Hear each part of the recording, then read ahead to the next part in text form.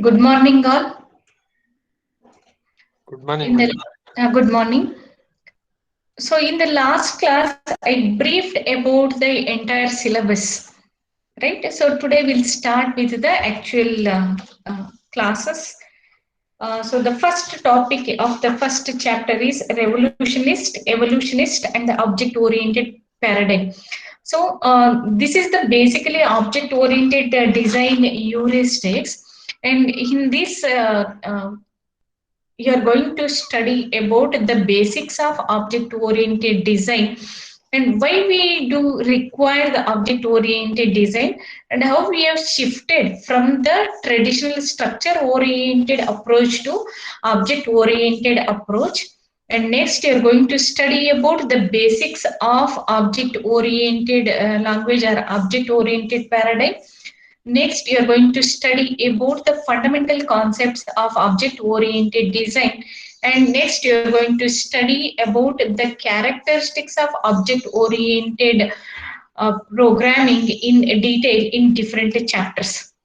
So first we'll start with the topic evolutionist and the object-oriented paradigm. So why we are going for object-oriented paradigm? So before that, we'll see. Before starting the object-oriented paradigm, first we need to aware of the many divisions, and one of the main division is revolutionist and evolutionist, or revolutionist versus the evolutionist. And means what the revolutionist will think of and what the evolutionist will think of about the development of object-oriented paradigm or object-oriented programming. So first we'll start with the thinking of the revolutionist. So what they thought. So the revolutionists believed that a group of developers woke up at 3 o'clock one morning and realized that whatever they have developed the software, the entire software is wrong all along. And they believe that they have found the solution to the software crisis, and the name of that solution is object oriented programming. This is in terms of the revolutionist, means they one day they woke up at 3 o'clock and they realized that whatever the software they developed it is wrong, and they believed that they find the solution to the software crisis, and that solution is called as the object oriented programming. But in terms of the evolutionist, they feel that the object oriented programming is no revolution in software development. Means it is not the new revolution. So they simply think that it is the next logical step in a long series of steps that take the software developer further and further away from the machine details. So this is in terms of revolutionist and evolutionist. So what the revolutionists say or think that they think that whatever the software they developed it is wrong, but they think that the they find the solution to the software crisis, and that solution they named as object oriented programming. But the evolutionists feel that object oriented programming is no revolution in software development, but they think that it is simply the next logical step in a series of steps that take the software developer further and further away from the machine details. And as I said, the revolutionists thought that they found the solution for the software crisis. Then a software crisis does not come about because we are incorrectly developing the software, but the software crisis comes about because our paradigm of programming is no longer sufficient to handle the complexity of problems we are asked to solve. So here, if we consider an example of, let us consider that we have given one problem. So that that problem we are given to say for you people, 8 people, I have given one problem, and I asked you people to give the solution or to develop the solution to that particular problem, right? So how will you start that? So you think of some collection of requirements analysis. We are not thinking of, or we are not thought of it. Simply we'll say that, so we'll start with the traditional way of developing the solution or developing the software. So you will develop that. while developing, if my requirement gets changing again and again, then if the requirement changes again and again, what happens to the problem? The complexity of the problem also increases, right? So if you're using the traditional method of software development, then that method cannot be or by using that method, you cannot develop the product so that I can satisfy with your product. So means a software crisis comes about because of our paradigm of programming is no longer sufficient to handle the complexity of the problems we are asked to solve. Means as the complexity increases, we cannot make use of the traditional approach. We have to look into the better approaches so that as the complexity increases, those complexity can also be solved by using the better approach. So before starting the actual object-oriented programming, so we'll start from the beginning. So in the beginning, we are having only the octal or hexadecimal opcodes to write the program. So I think you have studied a this one 8085 microprocessor programming and 8086 microprocessor programming. Have you studied that in fourth semester? Which one you studied? Microprocessor 8085 or 8086? Please give me the answer. 8086. 8086, right. So what type of, so before 8086, when we were studying BE, we studied that 8085 microprocessor. So there we were using the opcodes. The opcodes we were using is hexadecimal, but before that octal opcodes were there, and later it is replaced by the hexadecimal opcodes. So there we are writing the program by using the opcodes, by using the opcodes, where when we are using those opcodes, there are only 8 instructions were available, and only 1 kilobyte of memory is available during those times. So, and 90% of the memory was used by the operating system itself. But so there, when we are writing the program, the complexity of the program was very less. So that just by using the 8 instructions, we were able to write the program. But as the complexity is increased and as the hardware becomes more sophisticated, the 1 kilobyte of memory is very less for that. So then we were going for the new memory requirement, and we started off using the 64 kilobytes of memory, and by using 64 kilobytes of memory, we started writing the programs. So once again, there we were using the opcodes. But as the complexity increases, we cannot simply use the opcodes to write the program. Then we started using the assembly level language or the mnemonics. And this works so that by using that, we could able to solve some of the problems.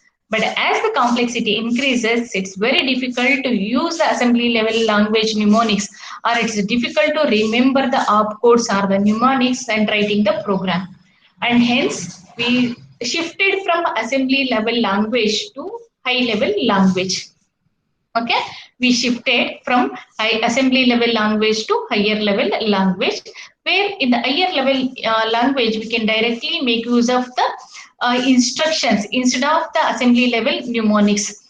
So you said that you were using the 8086 microprocessor. There we are using the instructions. For example, move AX comma BX means you're moving the data from one register to another register, like that, right? Then adding the contents or multiplying or dividing the contents. There we are using the some of the mnemonics like add or move the contents, and then div for division, like that, right? So, but when we are using the high level language, directly we are using the instructions, and these instructions are understandable when compared to the assembly level mnemonics.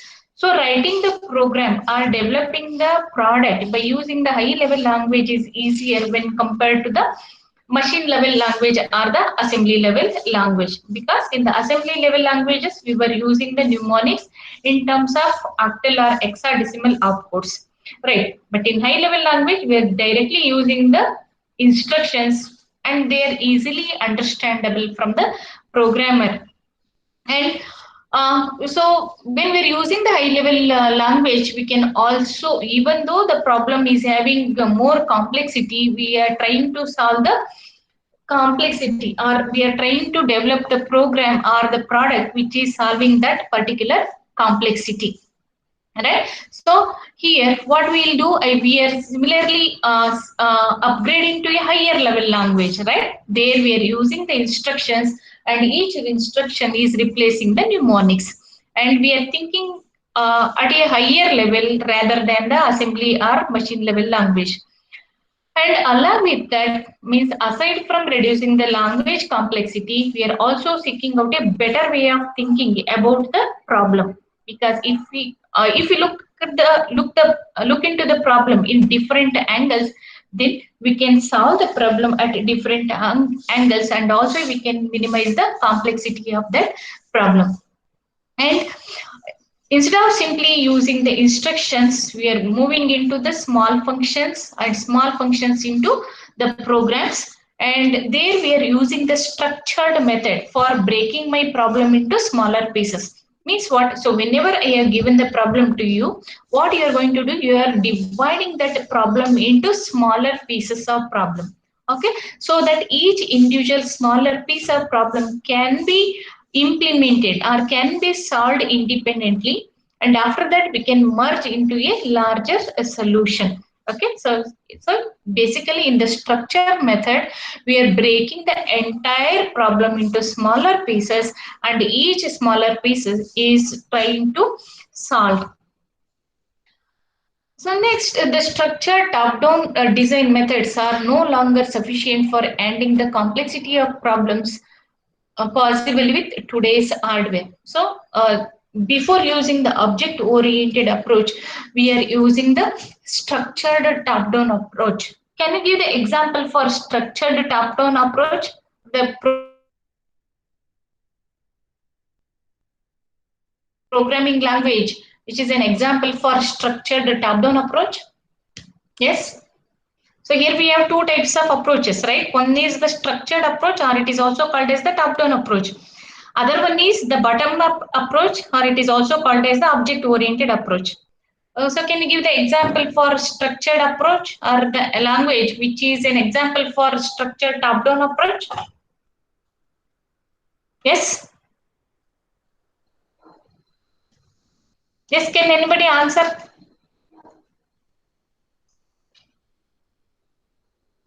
Yes, listening? C language, ma'am. Yes, yes? C language. Yes, C is an example for a structured top-down approach, and you implemented the program, some of the programs or the problems by using the structured approach, right? And what are the problems you faced when you're using the structured or C approach or C program? Why we are going for the C++ or the object-oriented approach? The things written in one function cannot be used in other function. Yes, reusability was not there in C program, right? We cannot make use of it. So if we write this one function that has to be written again and again in a different modules or in different programs, the reusability was not supported by the C program, right? So that is the major hazard that you faced in when you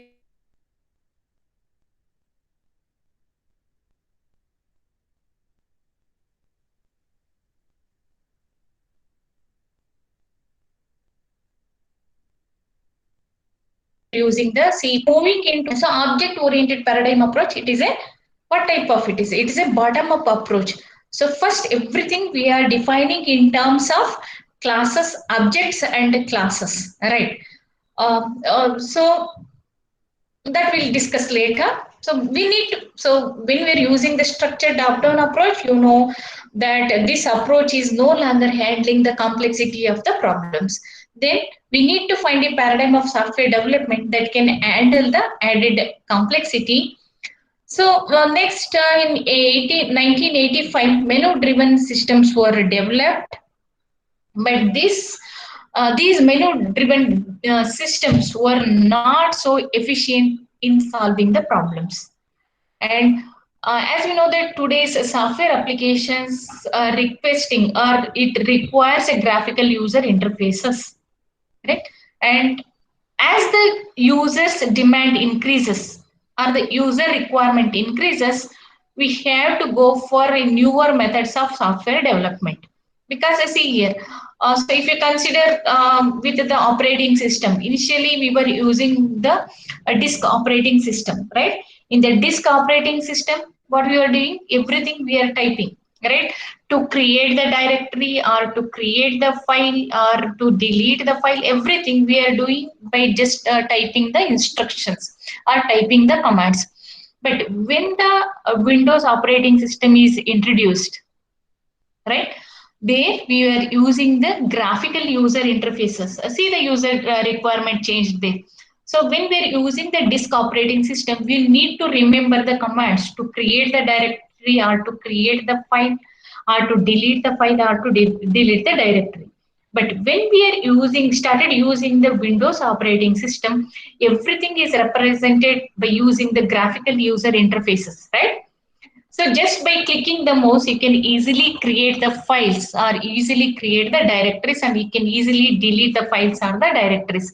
So usage of that particular is easier in the Windows operating system when compared to the disk operating system. So here the user requirement is changed. And now if we ask the user to make use of or use the disk operating system to create the directory, will the user agree for it?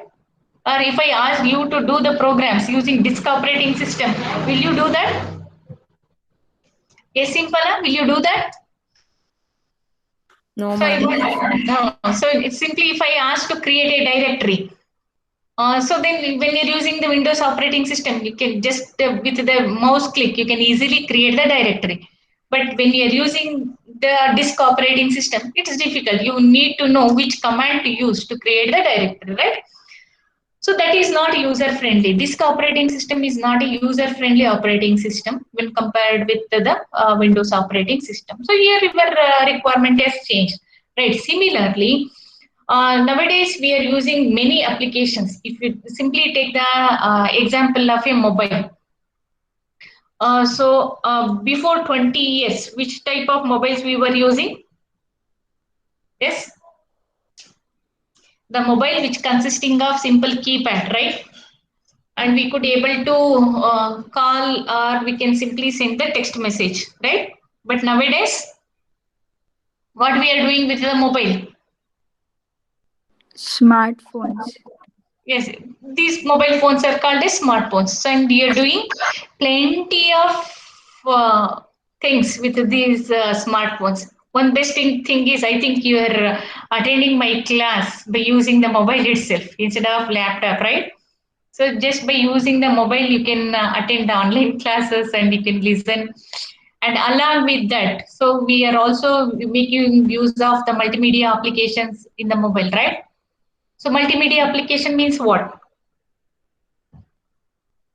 Multimedia application means what? Prithvi? Ma'am, multimedia. Yeah, multimedia application means what?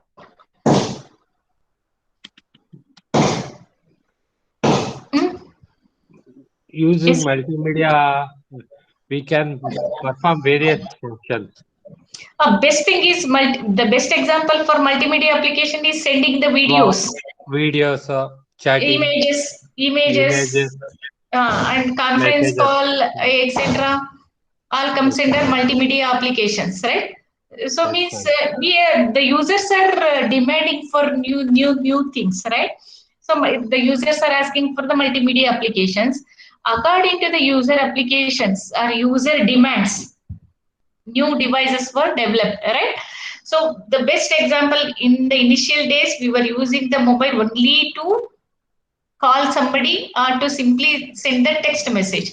But nowadays, we are not only sending the text message, we are also sending the multimedia messages, like we are sending the images, audio, video files, etc. And we are also having the conference call or video conferencing, etc. That we are doing with the smartphones. So, means as the user requirement changes, then we have to develop the newer products or the software. So for that, if we go for the traditional approach for developing these devices, is it possible? We can't, right? And hence the developers are also shifting from one older language to newer language in order to satisfy the user requirements. Like that, the developers have shifted from structured top-down approach to bottom-up approach, and that is called as the object-oriented approach. So this is about the revolutionist and the evolutionist, what they think of. Then why the developers are selected the object-oriented programming or object-oriented paradigm, or why it has created so much interest as a method for handling more complex applications. Why? The reason is object-oriented paradigm allows the designer more closely to model the real world. Means the object-oriented programming, it encourages the developers to solve the real world problem, because everything we are representing in terms of objects and classes.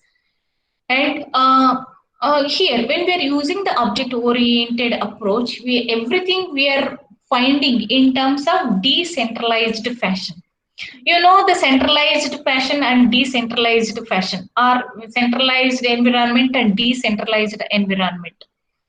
Can anybody tell me the difference between centralized and decentralized environment? Yes, centralized and decentralized. If you consider the example of a network, centralized network and decentralized network, can you give the example?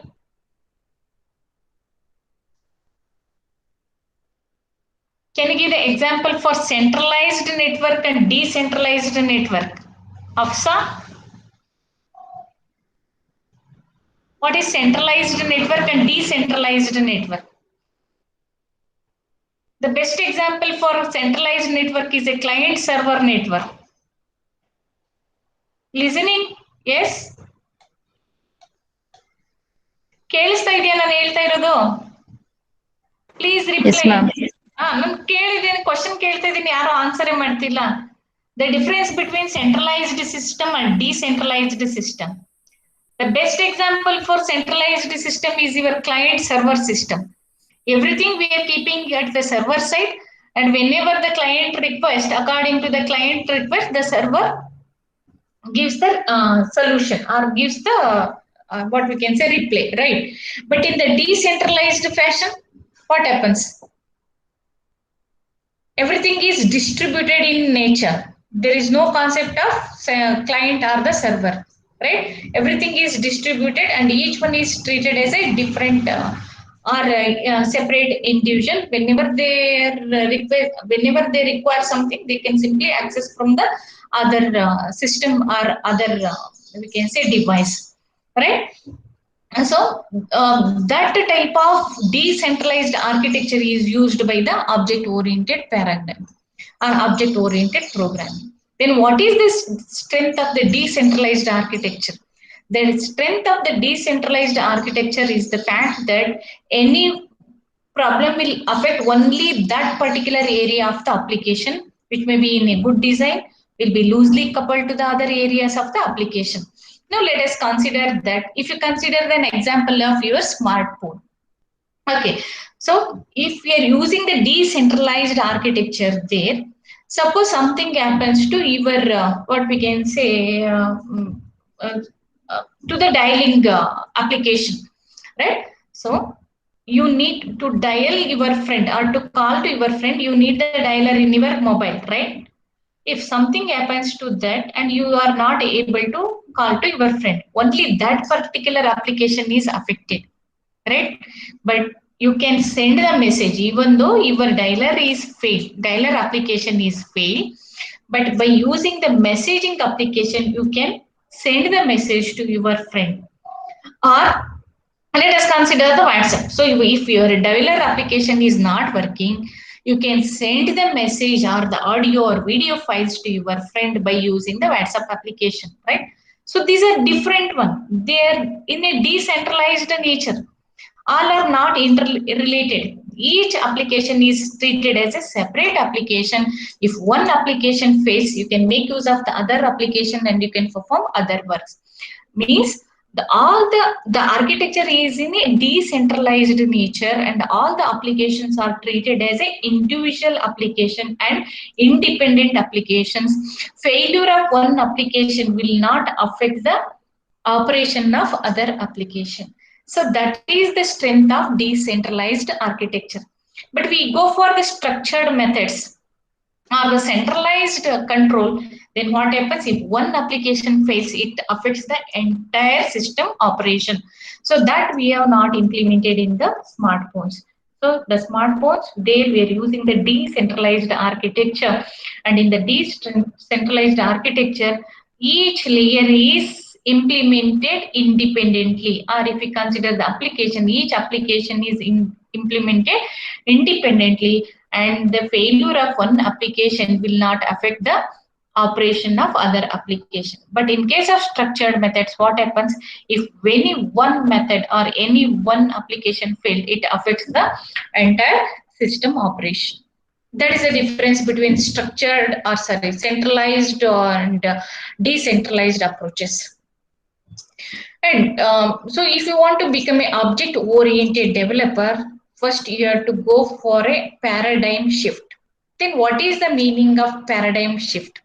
Shifting from older programming or older development model to the newer development model. That is called as paradigm shift.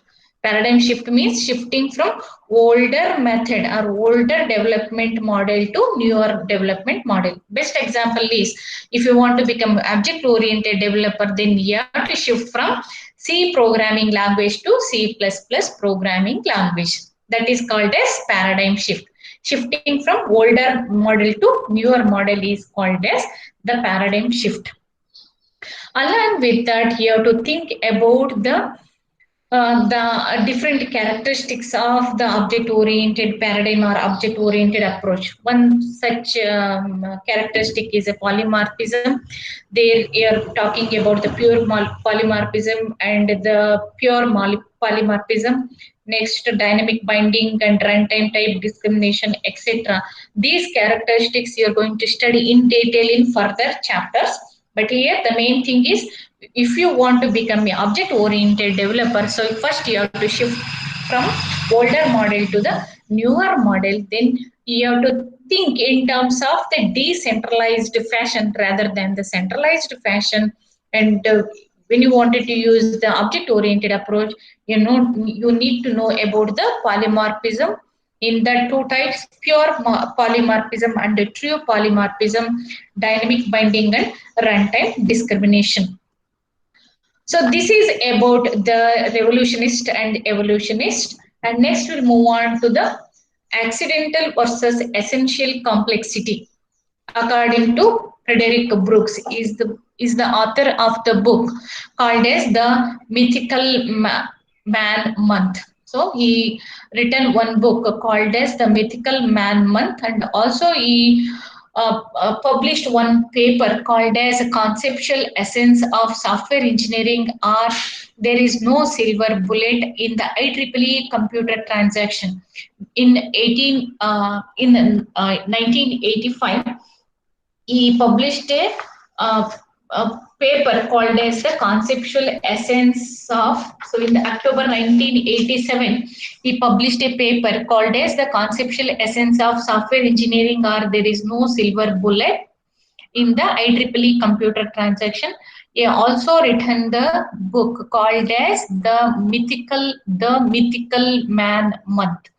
And in this book, he was discussing about the software crisis, and also he discussed about the reasons for good project.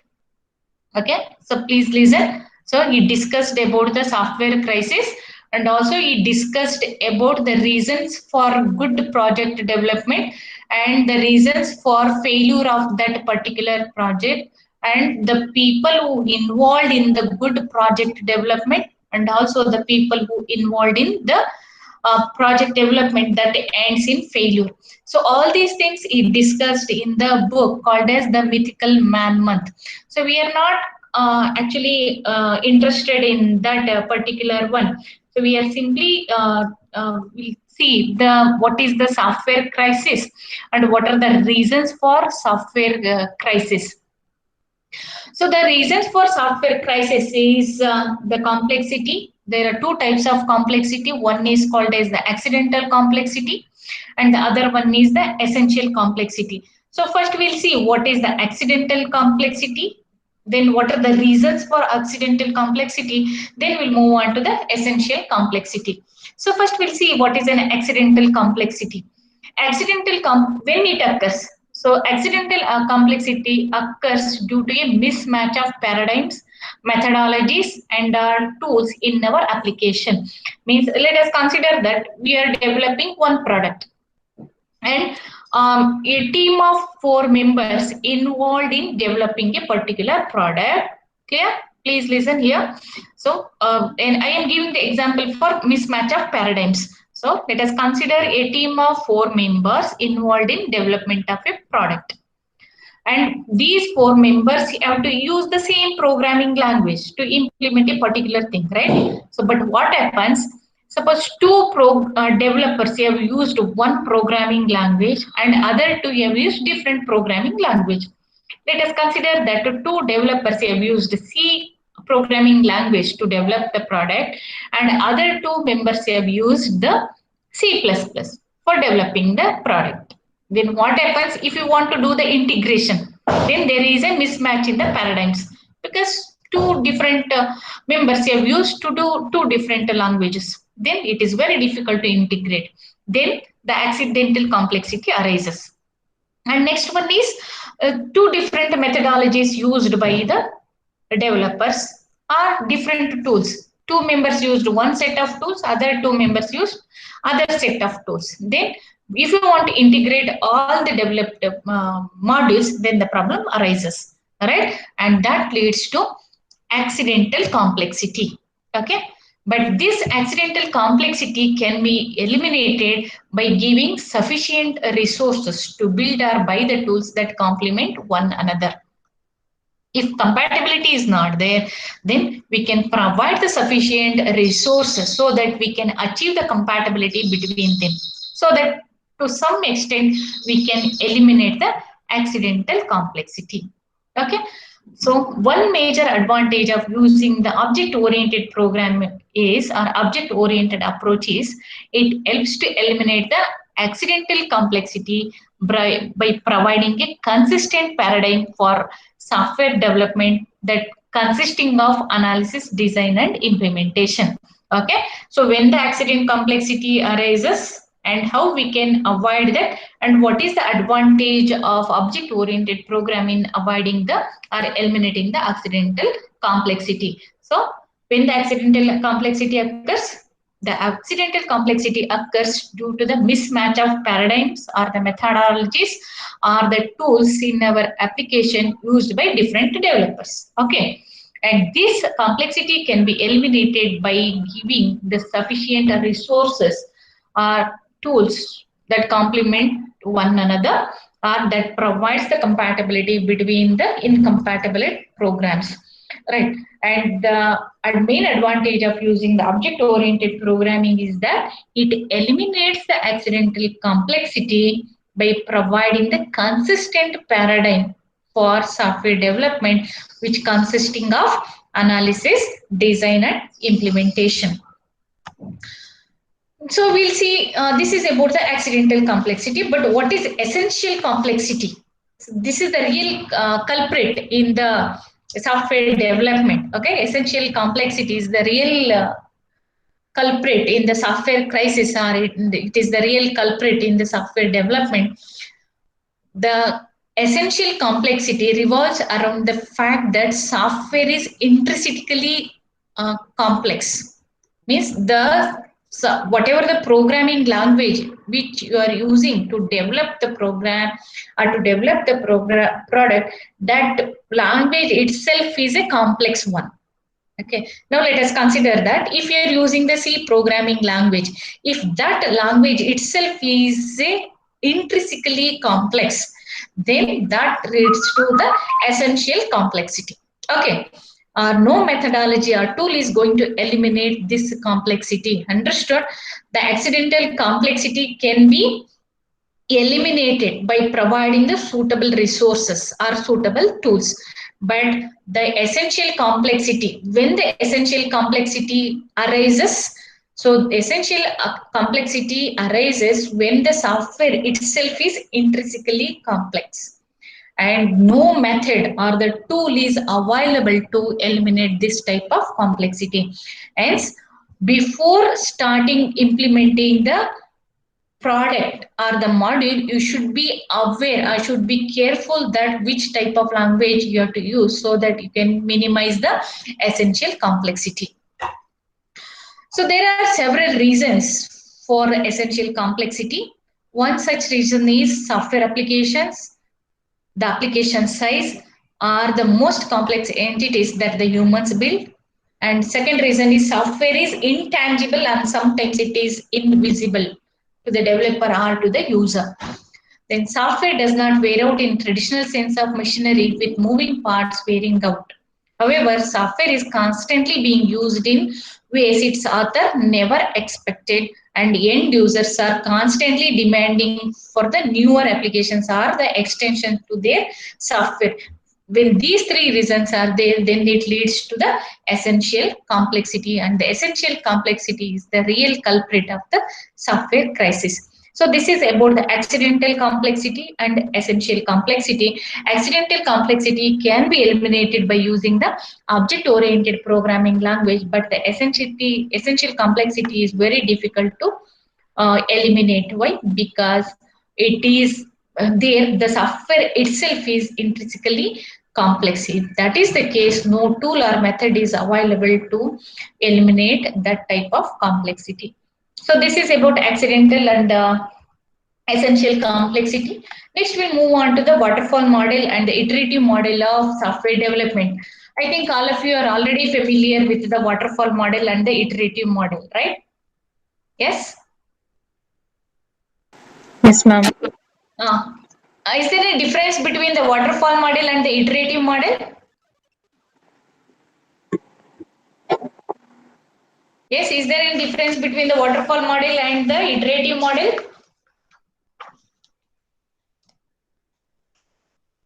You can just see with the diagram. See here, this diagram is for the waterfall model. It consisting of 5 different steps: analysis, design, coding, testing, and maintenance. And here, see here, this also consisting of the same steps, but see the difference. So here, in the previous diagram, there is only one side direction from analysis to design, design to coding. There is no reverse direction from design to analysis or coding to design or testing to coding and maintenance to testing. Okay, but here see the different reverse process is also there, and hence it is called as iterative model of software development. But in the waterfall approach, but it is a single direction approach, right? So in the waterfall model, what happens? Before starting developing the product or the software system, first what we are going to do, we are collecting the requirements, then we'll perform the requirement analysis. And by using the requirement specifications, we are performing the requirement analysis. And after that, once it completes, we'll move on to the design phase. And here, the project managers are verifying your documents related to the requirement analysis. After that, a design. Once the design is completed, we'll move on to the implementation of that design. And then from so coding, we are testing means once the implementation is completed, that product is going to be tested. Once it is tested, then it moves to the maintenance phase. So what is the major problem in this waterfall model? So since there is no iterative process, as we move from one step to another step, analysis to design, So here, if the user gives the new requirements, or if the user says some modification in the requirement, then that cannot be done. Why? Because there is no iteration, or there is no path to move back to analysis and do it. Okay, simply it is a single side development. From once analysis is done, it is done. So there is no modification is possible in the analysis phase or in the design phase also. Once design is completed, it is over. If we want to do any modifications, it is not possible, and in the coding part also it is not possible. So even if during the design, even if some of the faults are identified, that cannot be repaired, because we cannot go back and do it. So it is simply the waterfall model. No iteration takes place, and that is the major disadvantage. Okay, each phase consisting, or the waterfall model consisting of different steps, and each step is defined with a set of well-defined inputs and set of well-defined outputs. Okay, what for the analysis phase, what are the inputs? Inputs are nothing but the user requirements. So once the user requirements is given, then the analysis will be done, and they prepare the documentation for that, and that documentation is called as the requirement analysis documentation. Once it is done, that becomes, or that is, so that serves as the input to the design phase. So by using the requirement analysis, designers are designing the prototypes, or we can say designers are designing the system, and then that is called as the prototype, and that will be given to the developer team. So developer team uses the design or the prototype, and they started implementing the product, or the we can say software. Right, but if many errors introduced during the design phase, that cannot be solved. We cannot go back to design phase and we can do it. Okay, so like that, each phase or each step is having a well-defined inputs and well-defined outputs. But once it is done, it's over. We cannot go back and we cannot modify the things. So that is the major disadvantage in waterfall model, and hence nowadays most of the developers are not using the waterfall model, because it is not entertaining the updation or modification in the developed design or in the system. So hence we will go for the iterative model. So in the iterative model, at each step refinement is taking place. But here, see here, once analysis is done, we are giving the analysis documentation, and then design to coding, we have the logical or physical design specification. By using that, design is done, that is over. Then once implementation is over, we will have the alpha version of the system, and once testing is over, we will get the beta version of that. But after that, we'll directly enter into the maintenance phase. There is no and there is no space for the improvement or the updation in the waterfall model, or there is no space for the correction in the waterfall model. And hence nowadays most of the developers are not using the waterfall model, and hence we'll move on to the iterative model. In the iterative model, each phase is refined again and again until the user requirements are satisfied. And once again, one of the major disadvantage with waterfall model is here, before designing starts or before analysis starts, we are getting the user requirements at first stage. Let us consider that after some time, if the user says new requirement, and then that cannot be included in the requirement space, because that space or that phase is already completed, we cannot modify it. But in the iterative model, that modification is possible. Suppose once the analysis phase is over, right, if the user gives the new requirement, and if the team is already in the design phase, if the user says the new requirement, then they can go back to analysis phase, add the new requirement, then they can modify the requirement specification document. Then modified document will be used by the design team, right? So once the design team develop the prototype, that prototype is tested again and again according to the user requirements, and that design phase is completed only when all the requirements of the users are satisfied. So there we were using the prototypes. If the prototype satisfies the user requirement, then only we'll move on to the coding phase. In the coding phase, the developer started implementing that design or that prototype. Okay, so once the coding is completed, then the testing is done. Then once again, testing the developed product for all the user requirements. And then we are testing the product to check whether the developed product is meeting the user requirement or not. After that, we'll move on to the maintenance, and once again, it is an iterative process. So why it is called as iterative? Because we are doing this again and again until all the users' requirements are satisfied, and hence most of the developers are using the iterative model rather than the waterfall model of software development. So this is about the iterative model. You already studied the waterfall model and the iterative model in your software engineering course, right? So we are not dealing in detail about these two. So just in the object-oriented system approach, we are using the iterative model rather than the waterfall model. So that is more important here, okay?